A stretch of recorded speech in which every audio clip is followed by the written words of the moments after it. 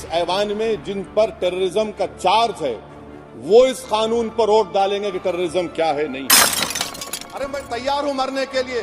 तुम मारोगे क्या? बोलो, कहां मारोगे बताओ। अरे तुम कहां मारोगे? तुम्हारी गोलियां खत्म हो जाएंगी, मैं जिंदा रहूंगा। अरे तुम्हारी गोली डरने वाला बैठो तुम। अरे चप्पन देके बैठो।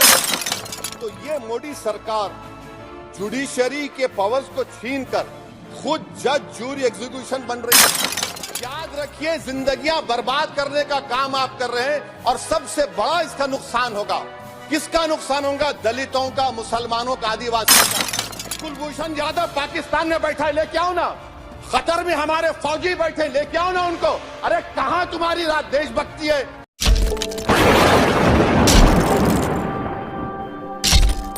असदुद्दीन ओवैसी जी। चेयरमैन सर, ये राज्यसभा के माननीय सदस्य का नाम निकाल दीजिएगा। चेयरमैन सर, आपका बेहद शुक्रिया कि आपने इन 3 फौजदारी नए कवानीन पर बोलने का मुझे मौका दिया है। सर, मैं शुरुआत में इस शेर से आगाज करता हूं अपनी बात का कि हमको शाहों की अदालत से तवक्को तो नहीं, आप कहते हैं तो जंजीर हिला देते हैं। सर, ये 3 फौजदारी के कवानीन खुद मुजरिमाना है। ये जुर्म की रोकथाम से ज्यादा हुकूमतों के जराइम को कानूनी शक्ल देने के लिए बनाए जा रहे हैं। अब तरफे तमाशा यह है सर कि पिछले सेशन में मोदी हुकूमत ने जन विश्वास बिल 2023 को, जिसमें 183 प्रोविजंस और 43 कवानीन थे इम्प्रिजनमेंट के, उसको निकालकर फाइन में तब्दील कर दिया। उसमें ड्रग्स एंड कॉस्मेटिक्स एक्ट को भी तरमीम की गई और सजा के बजाय सबस्टैंडर्ड ड्रग्स के लिए आपने फाइन ला लिया। तो मैं ये बोलना चाहूंगा सर कि सबस्टैंडर्ड ड्रग्स के मैन्युफैक्चर के लिए आपने जेल के बजाय फाइन उसमें तब्दील कर दिया तरमीम करके। तो ये जरूरी है बोलना इस ऐवान में कि जन विश्वास के नाम पर आपने इस सबस्टैंडर्ड ड्रग्स से आवाम को खतरे में डाल दिया। अब आप डीक्रिमिनलाइजेशन की बात करते हैं, जहां पर कंपनीज को सजा देना था वहां पर आपने नहीं किया, फाइन में तब्दील कर दिया। और जो कवानीन नॉन वायलेंट क्राइम्स हैं, सेडेशन, डेफेमेशन, उसको आपने इस नए क्रिमिनल लॉ में ला लिया। तो सर, ये बात साफ हो गई कि जन के लिए अविश्वास, धंधे के लिए विश्वास, ये इस हुकूमत का नया मंत्रा है। और लाइटर वेन में अगर मैं कहूं तो जॉन अलिया ने कहा था कि जुर्म में हम कमी करें भी तो क्यों, तुम सजा भी तो कम नहीं करते। सर, आज सच्चाई इस देश में यह है कि सूट पहनने वाला क्राइम से जुर्म से बच जाता है, जेल से बच जाता है। एक खाकी पहनने वाला किसी को करीब से गोली मार सकता है, हथकड़ी पहने हुए मुजरिम को, उसको कुछ नहीं, जवाबदेही नहीं है। सच्चाई हमारे मुल्क में यह है कि इस ऐवान में जिन पर टेररिज्म का चार्ज है वो इस कानून पर वोट डालेंगे कि टेररिज्म क्या है, नहीं है। सर, मुझे ये कहने की इजाजत दीजिए कि अगर आज भगत सिंह को और मोहनदास करमचंद गांधी को ये 3 कवानीन बनाए जाते तो भगत सिंह और मोहनदास करमचंद गांधी कहते कि रोलट एक्ट है, ये 3 कवानीन रोलट एक्ट है। अब हुकूमत को बताना पड़ेगा कि असल मकौले पुत्र कौन है। सर, सच्चाई यह है कि इस मुल्क के गरीब, दलित, मुसलमान, आदिवासी, इनके लिए जिंदगी से बड़ी कोई सजा नहीं है। और क्या जुर्म है पता ही नहीं इनको। सर, अगर हमको रिफॉर्म करना था, इस्लाह करना था, तो हमको उन प्रोविजंस को निकालना था जो हुकूमत और पुलिस को मनमानी करने की इजाजत देती है। हमको वो प्रोविजंस को निकालना था कि जो मंत्रियों को और पुलिस को ये मौका मिल जाता है लोगों को सालों जेल में रखने का, उन पर कोई जुर्म पर साबित नहीं होता। हमको ये करना चाहिए था कि जो प्रोसिक्यूटर होता है वो फैब्रिकेटेड एविडेंस डालकर ताकतवरों को अपनी ताकत की बुनियाद पर उनको छूट दे देता है। हमने वो काम नहीं किया। आज हमारे वतन अजीज भारत में सबसे ज्यादा अंडर ट्रायल अगर कोई है जेलों में तो मुसलमान, दलित, आदिवासी हैं। सर, इनका कन्विक्शन रेट देख लीजिए आप। एनसीआरबी का डेटा है 2017 से 21 का, 20% अंडर ट्रायल मुसलमान है, 16% कन्विक्शन है और मुसलमानों की आबादी 14.2% है। प्रिवेंटिव डिटेंशन लीजिए, जिसको इस्तेमाल किया जाता है जुडिशियल प्रोसेस को सबवर्ट करने के लिए और फेयर ट्रायल को सबवर्ट करने के लिए, आज भारत की जेलों में 30% डेटेन्यूज मुसलमान हैं। उत्तर प्रदेश में 2017 में 33% मुसलमान डेटेन्यूज थे। आज 83.9% उत्तर प्रदेश की जेलों में मुसलमान डेटेन्यूज है। सर, एक और मिसाल दे रहा हूं, CSDS की रिपोर्ट है, थिंक टैंक है बहुत बड़ा, जो कहता है कि they have found substantial prejudice against Muslim the police force. Bihar, Maharashtra, Uttarakhand, Jharkhand, 2/3 of the surveyed police personnel believe that Muslims were more inclined to violence than members of the communities. ये empirical evidence है। इसी रिपोर्ट में कहा गया कि 35% जिन police के अहदेदारों का सर्वे किया गया, उन्होंने मॉब वायलेंस को नेचुरल करार दिया, खास तौर से उन केसों में जहां पर काउ स्लॉटर होता है। CJPAP का इन्वेस्टिगेशन रिपोर्ट है सर कि कोविड-19 के दौरान जिन लोगों 25% मुसलमानों का अरेस्ट किया गया था, ये बायसनेस नहीं है तो क्या है। मध्य प्रदेश में मुसलमान 7% के करीब है और 21% मुसलमानों का नाम सर FIR में डाल दिया गया था। सर, प्रोजेक्ट 39 ने, नेशनल लॉ यूनिवर्सिटी ने उन लोगों का सर्वे किया जिन पर सजाए मौत दी गई। हैरत अंगेज बात यह है कि सर 76% बैकवर्ड क्लास, दलित और रिलीजियस माइनॉरिटी से ताल्लुक था। कितने दलित और STs डेथ रो पर हैं सर? महाराष्ट्र में 50%। कितने मध्य प्रदेश में है सजाए मौत के?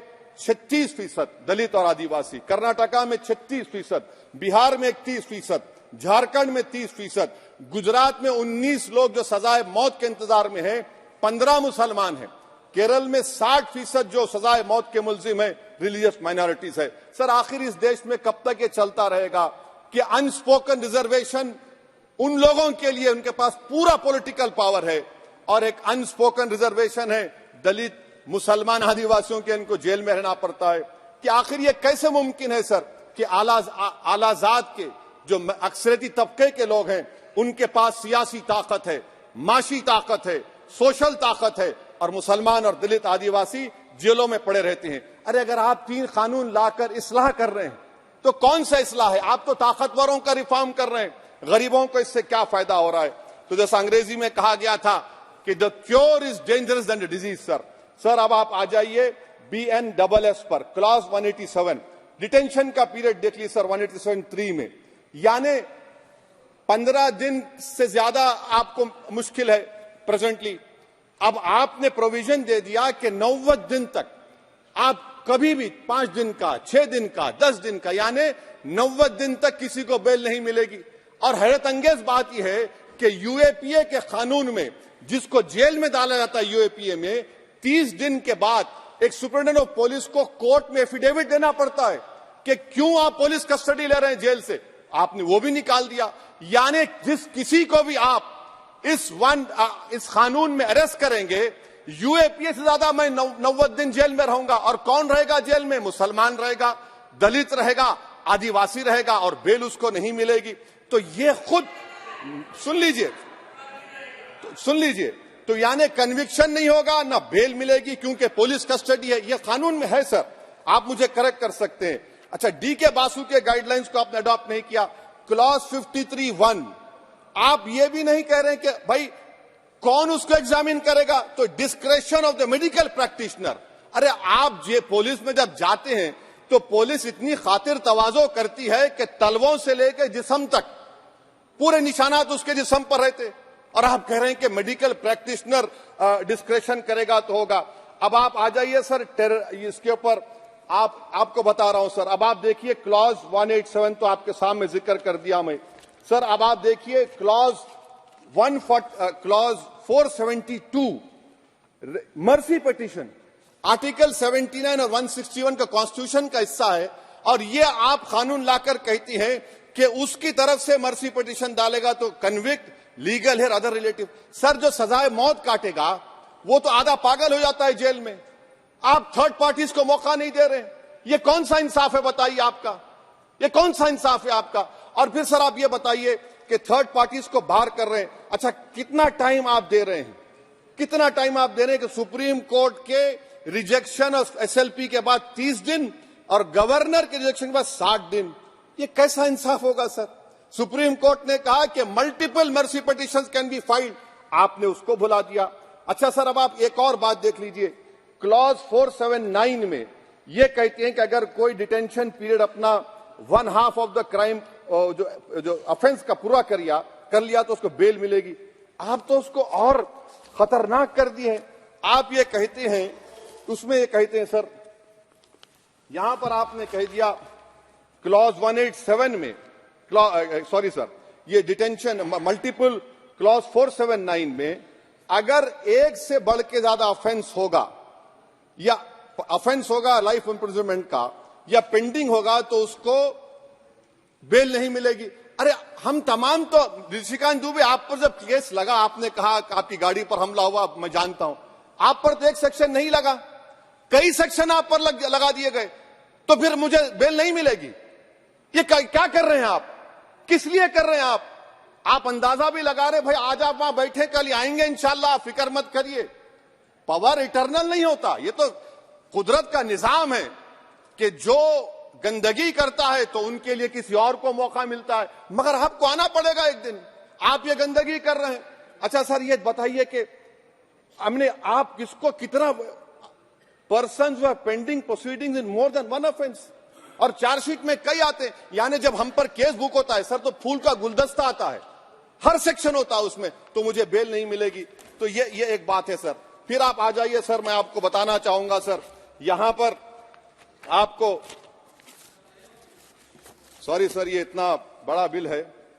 फिर आप टेररिज्म पर सर, बीएनएस का टेररिज्म, सर ये बड़ा ही डेंजरस आपने खतरनाक आपने काम किया है। इससे दहशतगर्दी का मुकाबला नहीं होगा, सिविल लिबर्टीज खतरे में पड़ जाएंगे। और सबसे बड़ी बात तो यह है सर, इसमें आपने नोटिफाई करेंगे किसी को टेररिस्ट, कोर्ट क्यों नहीं करेगा? पुलिस वाला कैसे करेगा मुझे टेररिस्ट नोटिफाई? किसी ऑर्गेनाइजेशन को टेररिस्ट घोषित कर देंगे। तो ये खुद सेपरेशन ऑफ पावर्स का वायलेशन है, जुडिशियल इंडिपेंडेंस का वायलेशन है, और इंदिरा गांधी वर्सेस राजनारायण केस का वायलेशन है। तो ये मोदी सरकार जुडिशरी के पावर्स को छीनकर खुद जज, जूरी, एग्जीक्यूशन बन रही है। किसी शायर ने बड़ा अच्छा कहा था सर, वही कातिल, वही मुखबिर, वही मुंसिफ ठहरे। सर, मैंडेटरी वीडियो रिकॉर्डिंग आपने कहा कि जिस जगह पर इस प्लेस पर सर्च होता है वीडियो रिकॉर्डिंग की, मैं ये कहता हूं कि जब मेरा अरेस्ट होगा वीडियो रिकॉर्डिंग करिए, क्यों नहीं करते आप? जब मेरे घर पर पुलिस आती है वीडियो रिकॉर्डिंग करिए, जो मैं पुलिस को देता हूं उसकी वीडियो रिकॉर्डिंग करिए, विटनेस स्टेटमेंट होगा क्लॉज 183 में, उसका वीडियो रिकॉर्डिंग करिए। क्यों नहीं आप पैसे देते कि हर पुलिस वाले के जिस्म पर एक वीडियो रिकॉर्डर हो, और एक्यूज को मिलना चाहिए, आप नहीं मिलता एक्यूज को। हाँ, आपको नहीं है, मैं जानता हूं। क्लॉज 250 और 262 सर इनकंसिस्टेंट है। तो क्लॉज 250 में 60 डे टाइम लिमिट है डिस्चार्ज के लिए। अगर एक्यूज को कागज नहीं मिलता है, हम सब जेल में गए, मैं कई मर्तबा जेल में गया हूं, ससुराल में इतना नहीं गया जितना जेल को जाने का मुझे मौका मिला, चाहे कांग्रेस की, तेलुगु देशम की हुकूमत रही है। सर, कुछ लोग क्लॉज 262 है, क्लॉज 262 में डिस्चार्ज एप्लीकेशन है, वो फ्रेमिंग ऑफ चार्जेस के बाद डाल सकते हैं। ये it defeats the purpose. What is the discharge application which is to prevent police from using delay tactics? Discharge always precedes framing of charges. आप मैं उस वक्त तक डिस्चार्ज नहीं डाल सकता जब तक कि वो नहीं होगा। अच्छा, क्लॉज 251, 263 देखिए sir, time limit for framing of charges in cases of session trials 60 days of first hearing charges, warrant charges should be 90 days। मगर आपने क्या किया? होशियारी देखिए, बर्बाद करने का कहानी। 193(9) डाल दिया आपने, Can it prescribes a 90-day time limit for further investigation? For further investigation, what will happen when supplementary charge sheet are put? Will the accused be acquitted? क्या मुझे छोड़ देंगे आप? क्या कोई time light? This is a dead letter. यानी आप तो पूरे का पूरा सिविल राइट्स, लिबर्टीज बोलिए सब छीन ले रहे। अच्छा सर, इसमें आपने लिंचिंग का एक कानून बनाया बीएनएस में, सेक्ट क्लॉज 103 में। अब आप इसमें देखिए सर, लिंचिंग कब हो सकता है? जब आप ये बताएंगे कि ये पर्सनल बिलीफ पर मारा गया, किसी को जेंडर पर मारा गया, कास्ट पर मारा गया। सर, आप तो एक्यूज को तो मौका दे रहे हैं छोड़ने के लिए, आप तो एक्यूज को मौका दे रहे हैं। अच्छा, पर्सनल बिलीफ में रिलीजन क्यों नहीं लिखते भैया आप? इन तीनों कानून में रिलीजन इस्तेमाल किया गया, पर्सनल बिलीफ में रिलीजन नहीं आता। अच्छा सर, आप ये भी देख लीजिए कि 190 में अनलॉफुल असेंबली है, 5 और मोर एक्टिंग टुगेदर, फिर ये क्यों कर रहे हैं आप? 5 मिलकर भी मर्डर करेंगे तो एक 103 भी तो आपने कर दिया, तो इनका यानी ये तो इसका अनलॉफुल एक्टिंग टुगेदर है। अच्छा सर, मैं आपको बताना चाहूंगा, आपके ये बीएनएस का 172(2) आप देखिए कि पेटी केसेस में when the occasion is passed, किसका मतलब क्या है? व्हेन द अकेजन होगा क्या सर? अब आप हम चुनाव लड़ते तो जो हमारा जो पार्टी अपोजिंग रहती वो कहती कि इनके 25 लोगों को 50 लोगों को गिरफ्तार कर लो, गिरफ्तार कर लेते मेरे बूथ के एजेंट्स को, और बोल रहे व्हेन, उसमें आप लिखे क्या है? When the occasion is passed, माने पास हो जाएगा पोलिंग के 5 बजे छोड़ देंगे। अरे आप अपना ही हाथ काट रहे हैं अपने आप, याद रखिए। आज आप मुस्कुरा रहे हैं, कल यहां पर बैठेंगे कोई और कर देगा काम आपके ऊपर। अच्छा रेप सर, रेप क्या? रेप सिर्फ महिलाओं का होता है, मर्दों का रेप नहीं होता क्या? आपका प्रोविजन नहीं है क्या? स्टॉकिंग नहीं होती है मर्दों की? अच्छा जस्ट होता है सर, आप हंस रहे हैं, होता है, होता है। आपकी हंसी इस बात का इकरार है कि आप जानते हैं किसका हुआ है।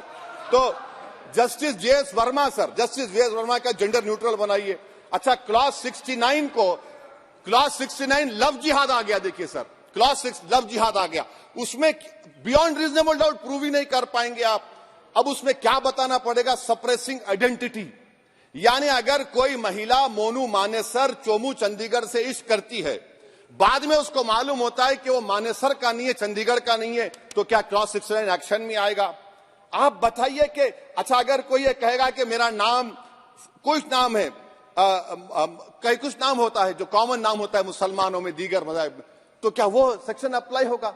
ये क्या आप कर रहे हैं? अच्छा आपने अडल्ट्री को निकाल दिया, आपने होमोसेक्सुअलिटी को निकाल दिया, तो ये कंसेंशुअल सेक्सुअल रिलेशन जो 18-20 साल के ऊपर के लोगों में करते हैं, मैं इसका खिलाफ जरूर हूं मजहबी एतबार से, मगर आप क्यों उनकी ऑटोनॉमी को रोकना चाहते हैं? अच्छा सर, सेक्शन क्लॉज 1093 बीएनएस का, आपको it does not require knowledge और intention part of person facility commissioner organise crime. ये मैं 5 मिनट दीजिए सर। सर बीएनएस का अब सेडेशन पर देख लीजिए, सेडेशन को आपने दोबारा ला लिया, लफ्ज सेडेशन इस्तेमाल नहीं किया आपने। 3 साल से 7 साल आपने सुप्रीम कोर्ट को अंडरटेकिंग दी थी कि प्रोविजन नहीं लाया जाएगा। तो चेयरमैन सर, यहां पर हिंदी के एक बहुत मशहूर कवि का वो शेर मुझे याद आ रहा है, मैथिली शरण गुप्त का, कि राज्य को यदि हम बना लेंगे भोग तो बनेगा वो प्रजा का रोग, फिर कहूं मैं क्यों ना उठकर हूं आज मेरा धर्म राजद्रोह। कार्ल मार्क्स ने कहा था sir, history repeats itself first as a tragedy, second as a Fars.